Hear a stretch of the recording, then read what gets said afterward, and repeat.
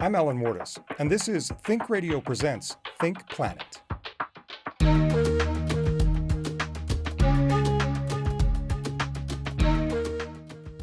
Welcome to part 2 of my interview with John McClow, American West water law expert. But think of it, 50 years out is a long way. Yeah. But everyone agrees that the climate is getting drier and that it's getting warmer, and those trends all point to a crisis. Mm-hmm. Whether you define it as 20% or 70% or any other way, you've got the basic concept. Yes, it's a question of time. Welcome to another great conversation on Think Radio. Think Planet is made possible by support from the Western Colorado University School of Environment and Sustainability, empowering future change agents to foster ecologically resilient, economically sustainable, and socially just communities throughout the world. If you like Think Planet, then I know you'll enjoy the other shows in the Think Radio Presents family of podcasts. Think People, a celebration of just how amazing people can be. Think Business, a weekly discussion with entrepreneurs, innovators, and disruptors on sustainable business into the 21st century. Subscribe to Think Radio Presents on iTunes, YouTube, or wherever else you get great content. And don't forget to help us spread the word by liking our social media channels and sharing the content we post. We're grateful to have you in the conversation on Think Radio Presents. So here's the problem. Tell me if I'm overstating this. If we do nothing and just hope for the best hydrology, hope for some sort of reversal, we will drop below operational functional pool levels in both of these reservoirs in the near future. That's not quite right. It isn't quite that bad. Presently, the modeling indicates that would occur. There is a 20% probability that would happen in the next 10 years. So that's not automatic. Well, okay, so let's extend the timeline. 50 years, you're right. Okay, that's where I was headed, is that something's got to be done, or eventually the shark tooth is going to catch up with us. Yes. And we will cross that floor threshold.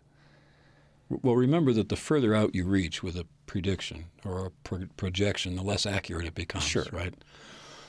The current modeling that is being done by both Upper Basin and Lower Basin and federal modelers indicates that probability increases to around 70% in 50 years.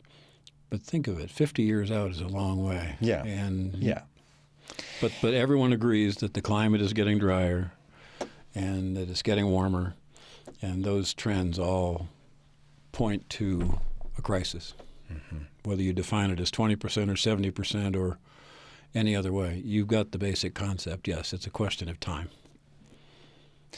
Yeah, and so look, John, my purpose here is not to, incite doom and gloom.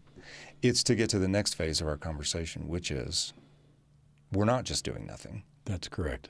What is being done?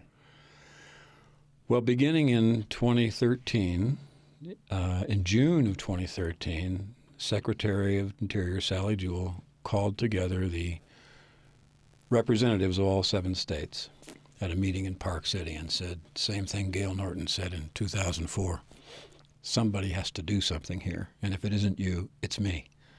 So get to work.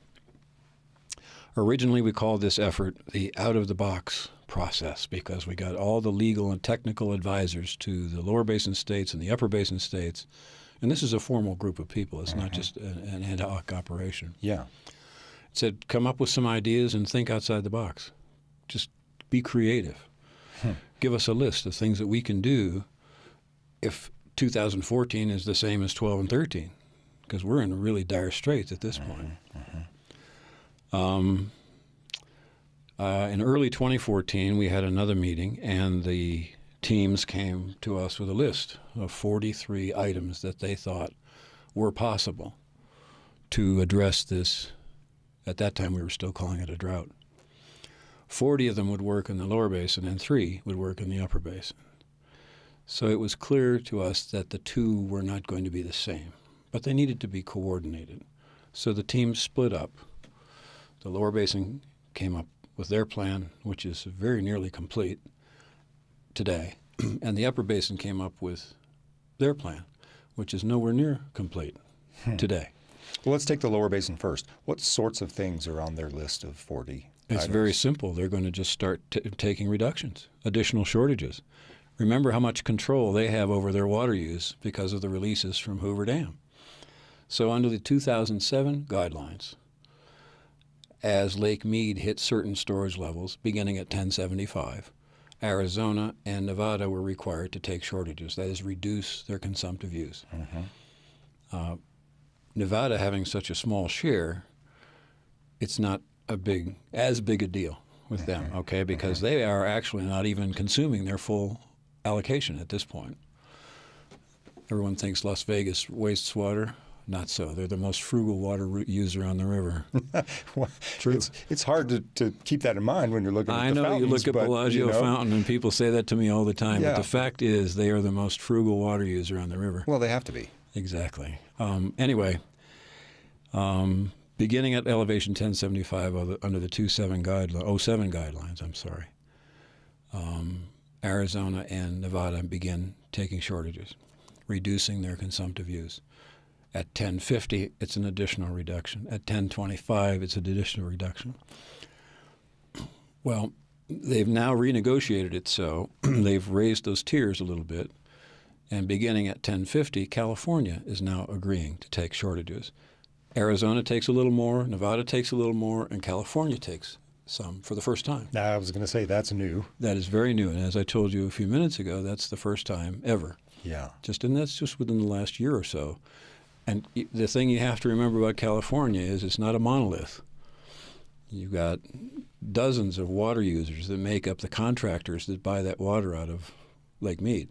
It's not a single state where the governor says, okay, we're going to do this. No, they've got water districts, irrigation districts, municipalities, all have to get together and agree on this. Massive undertaking, but they did it. Well, that tells you a lot that you need to know about the severity of the problem.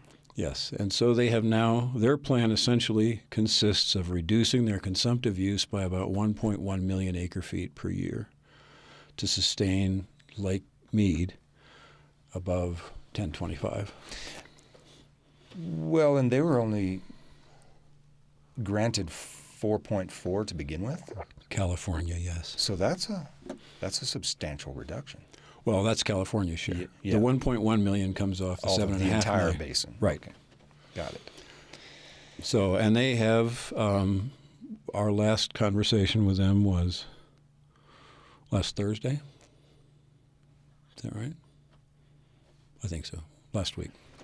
And we had a conference call with the Commissioner of Reclamation, who's been pressing to get these plans completed. And Nevada's ready, signed, sealed, and deliver. California say they are ready. Arizona, not so much.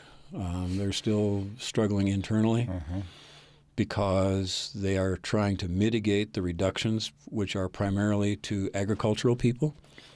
The junior rights under the Central Arizona Project are primarily the agricultural people.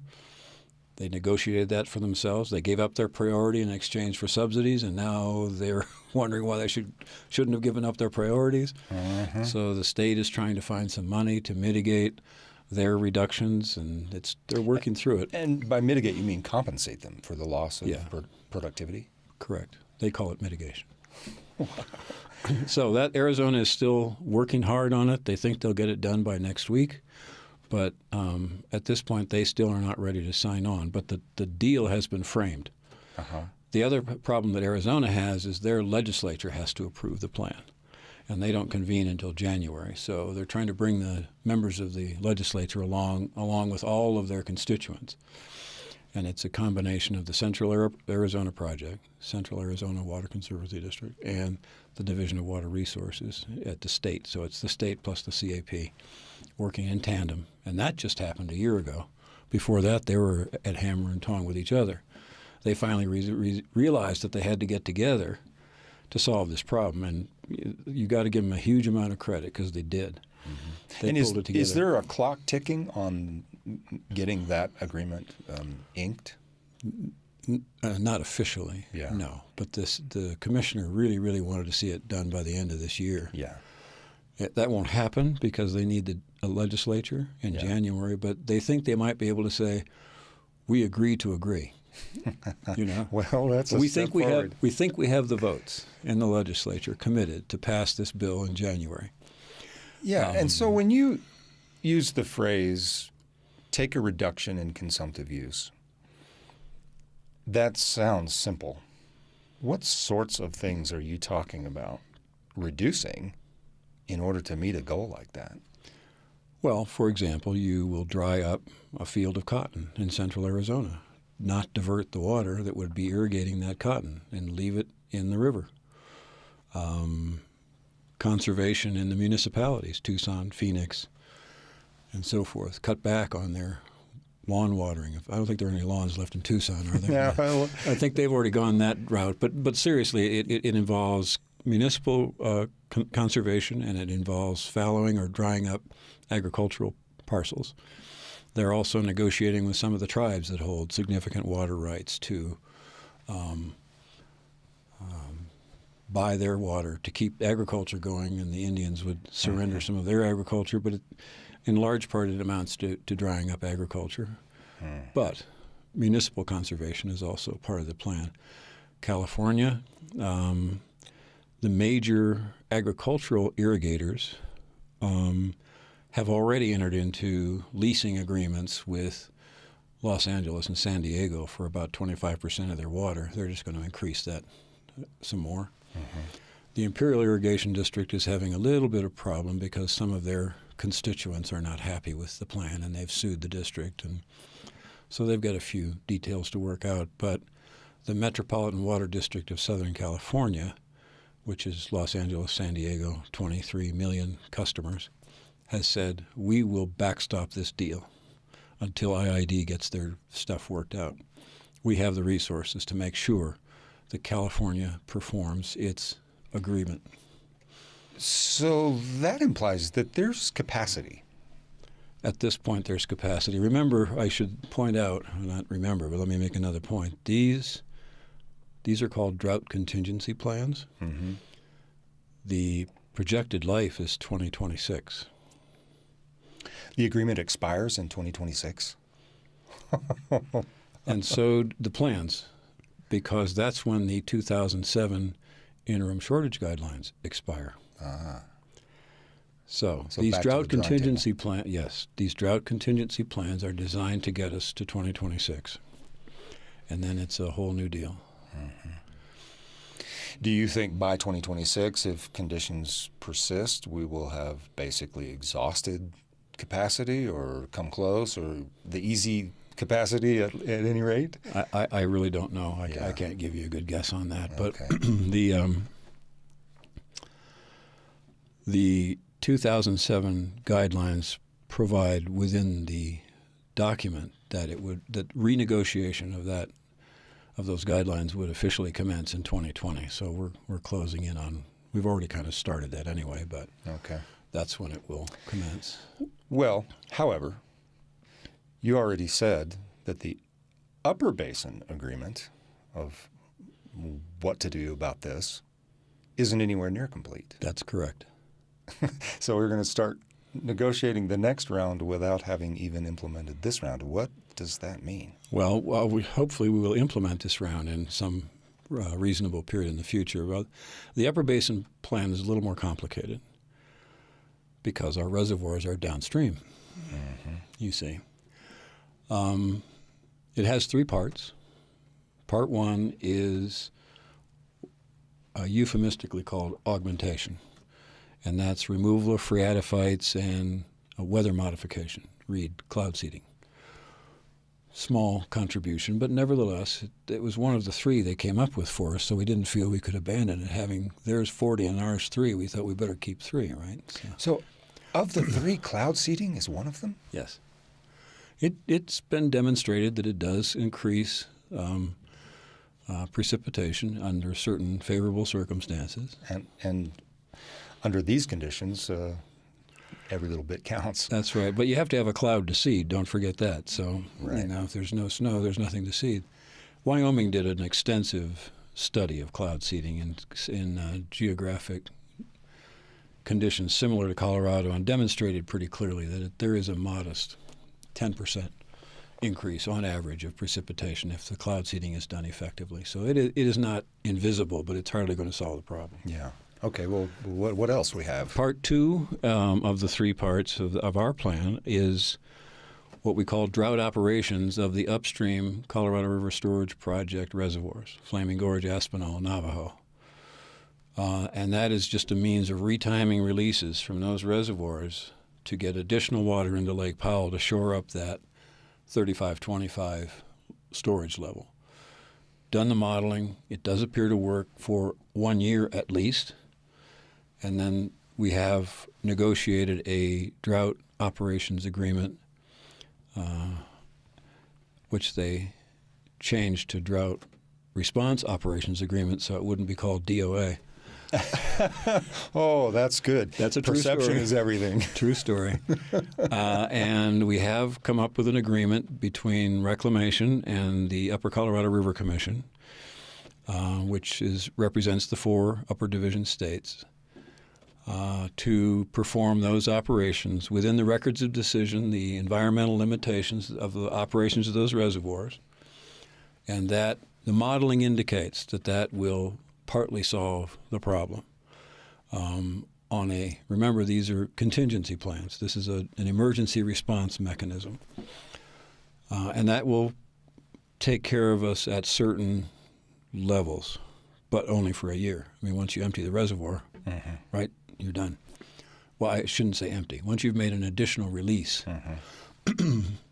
And typically the longest this could survive and make any beneficial use is about 2 years.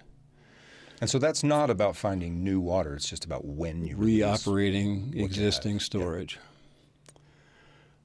The third part is called demand management. And what that means is, under the current plan, water users would be paid to reduce their consumptive use. It would be a voluntary, compensated reduction in consumptive use. So, and we've tested the concept in a pilot program that's gone on for 4 years. And the pilot project was funded by 3 lower basin entities and Denver Water and the Bureau of Reclamation. And in the last 2 years, the Walton Family Foundation has also contributed funds. And they went out and put out requests for proposals and said, Mr. Rancher, would you be willing to reduce your consumptive use if we paid you $200 per acre foot of water conserved? I used the number because that's the average of what was actually paid over 4 years. They found participants in some municipalities, some industrial use, primarily, though, it was agriculture, in the 4 Upper Division states. New Mexico just did a tiny little bit, but Wyoming, they had some major participation. The idea was to test the concept, because in the beginning we thought, are people really going to do this?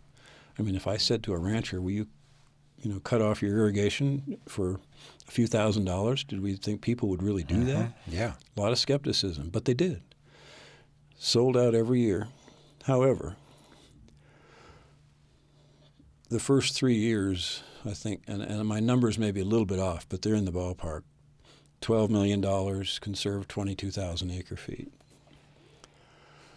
Well, the modeling shows us that to make a significant difference, if we hit the point where we need to respond, we need 200,000 acre feet. Multiply that times $200. Well, and that's an order of magnitude more than what the pilot program We know secured. that in theory we know it will work, but whether we can do it in that volume is highly doubtful in many people's eyes. So now, is that figure just from Colorado? No, that's in all 4 states. All 4 states. Basin. Okay. And under the compact, the Upper Basin Compact, we have apportioned the consumptive use, and so the presumption is that we would contribute in proportion to our share of the 7.5 million. Colorado's share is 51.75%. So we'd be in for half, roughly, of whatever is necessary. Utah 23, Wyoming 14, New Mexico 11.25% of the total, whatever it is. That's after Arizona gets their 50,000 acre feet. Remember, they get 50,000 off the top, and then the states share the balance according to those percentages. Yeah. So the next thought was, well, we probably can't find the money or the participation to collect that much water in 1 year. Just not feasible to assume that could be done. So we are including in the plan, as part of Part 3, a piece of federal legislation that would authorize the Secretary of the Interior to allow the Upper Colorado River Commission, the 4 Upper Basin states, to store water in the Colorado River Storage Project reservoirs without charge. So Meade and Powell. No, not Meade. Oh. Upper Okay. Colorado River Storage Got Project. it. Mm-hmm. Probably Powell, but we could also use the others if in some circumstances. Mm-hmm. The space would be without charge. It would be under the jurisdiction of the Upper Colorado River Commission. It would be used only to respond to a compact deficit, and it would be allowed to carry over from year to year. All of those things are not permitted under current reclamation law. Congress would have to change it. So part of the plan in a subset of demand management is a demand management pool. Mm-hmm. That legislation exists in draft form right now. Our representatives have been in Washington talking to our congressional delegations, the 4 states.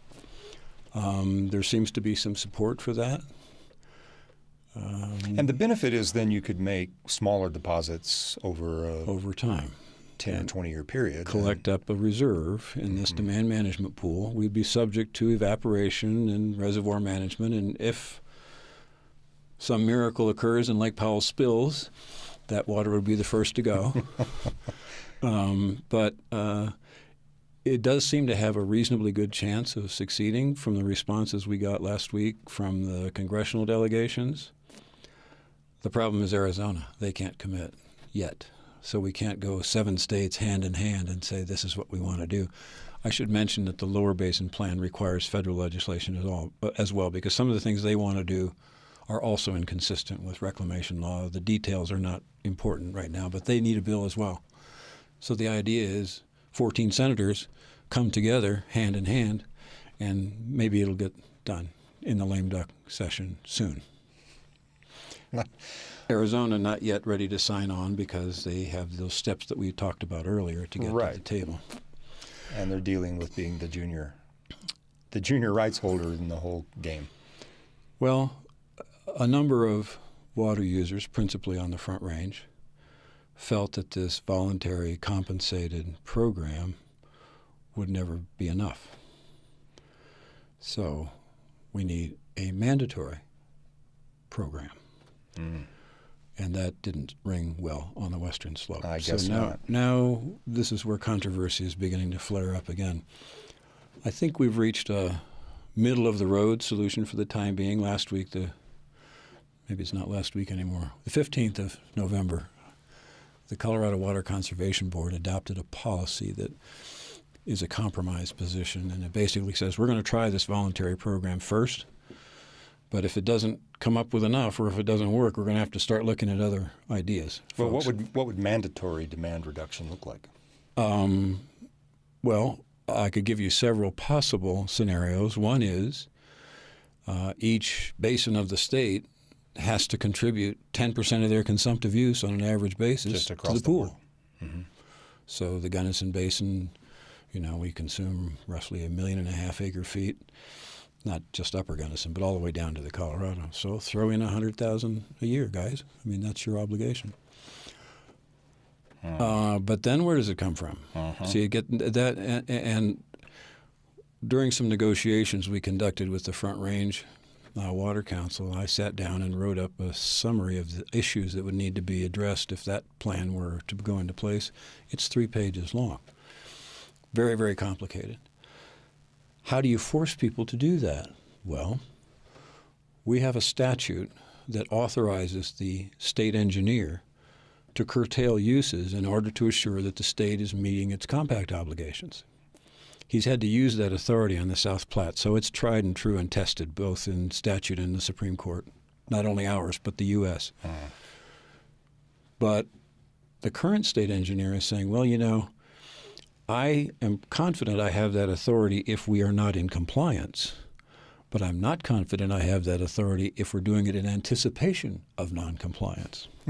Oh, so you have to wait for the hammer to fall. Under the current statute and his interpretation. And he has lots of allies in that interpretation, by the way. He's not alone in thinking that. But the way that he does this, and he does it in the Rio Grande, he does it in the South Platte, is he does a rulemaking. He sits down and writes up the rules that he says are going to govern this compact compliance. And then they go through a series of public hearings. And this is what he did historically, takes input from all the water users and all the interests, the good, the bad, and the ugly. Then he finalizes it and submits it to the water court. In this case, you'd have to submit it to 7 water courts. But I suspect the Supreme Court would assign one of the judges to handle this. Everybody can go to court and argue about it. The Rio Grande, they had 6 or 7 trials to get that done. And how many years? Well, just keep thinking about it. We're not even there yet. Yeah. So then that battle goes on, probably just in one court. But I can envision a trial that takes a year by itself. Yeah. Because you've got everybody in the state, right, arguing about why they shouldn't be subject to this curtailment. Then it goes to the Colorado Supreme Court. They say, well, you got this part right and this part wrong and this part right and this part wrong. Go do it over again. And that could happen 2 or 3 times. And then he's got to go out there and enforce it.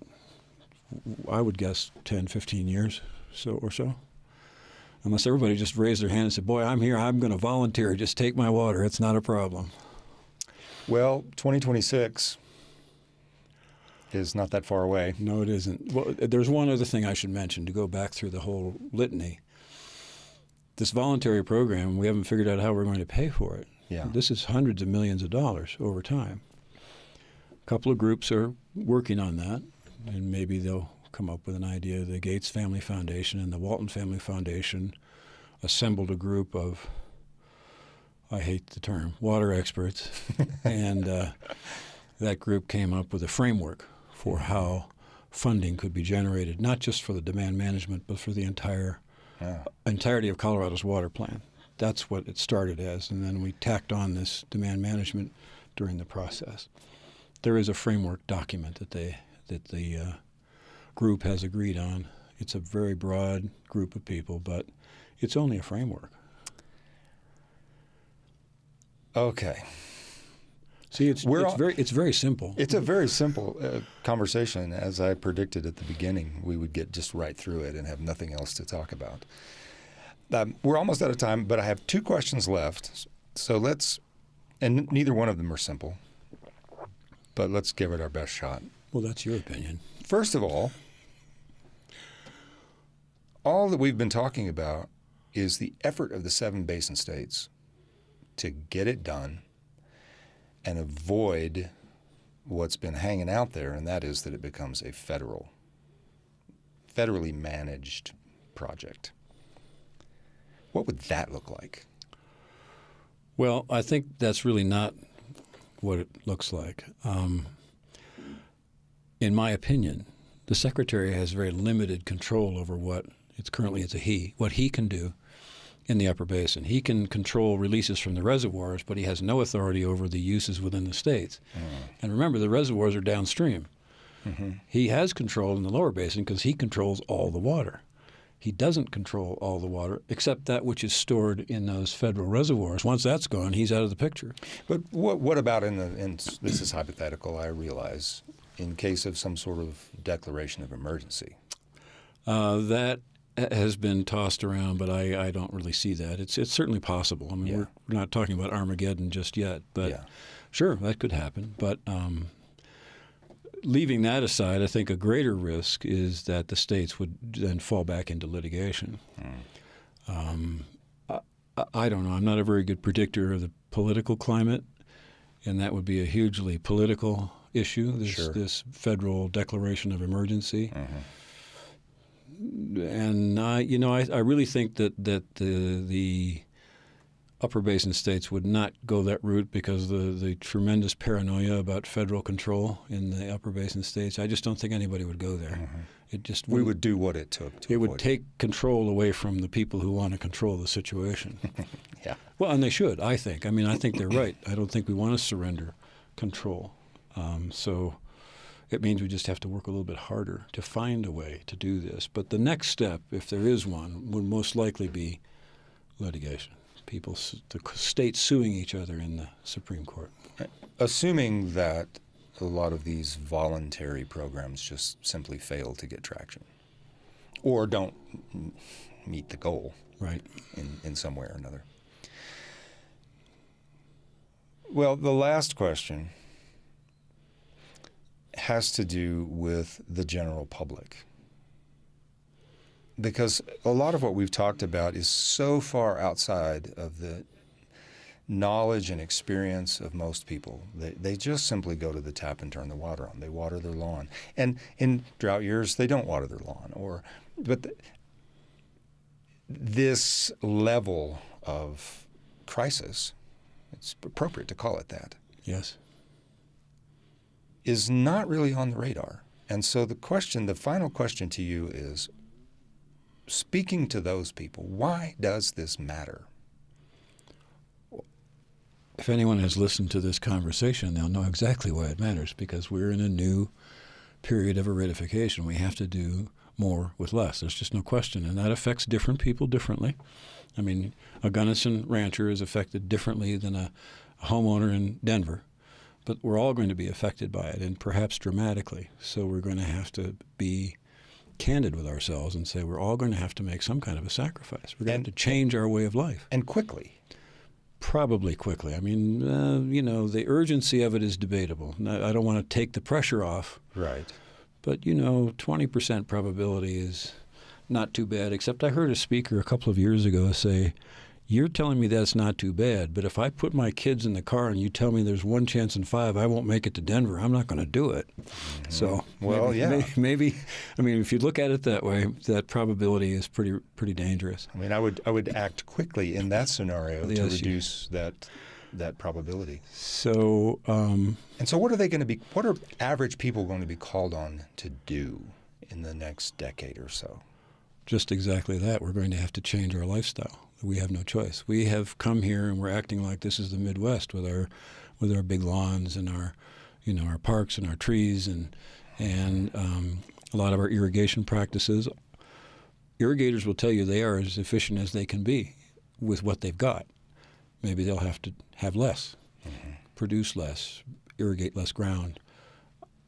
I don't have the answer for everybody, especially irrigators, because I have a very small patch of irrigation, but and they do understand their systems and they manage them very well, especially in this basin.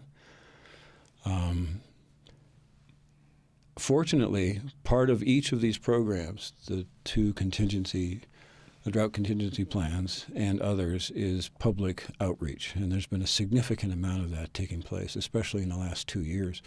I get a press release about it almost every day in the different media that I monitor on the internet.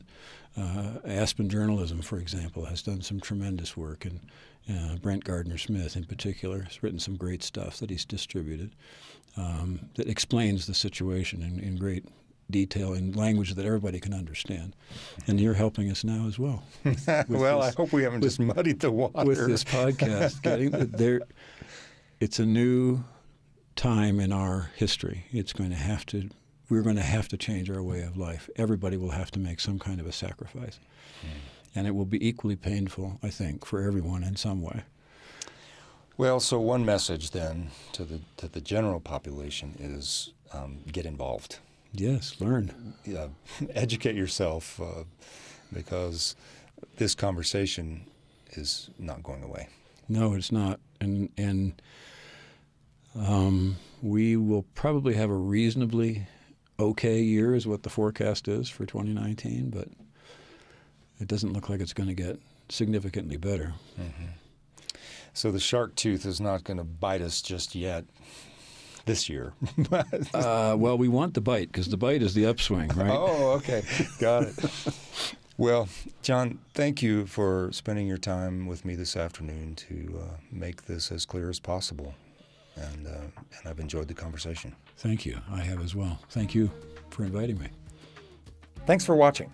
Join us next week for another great conversation on Think Radio Presents Think Planet.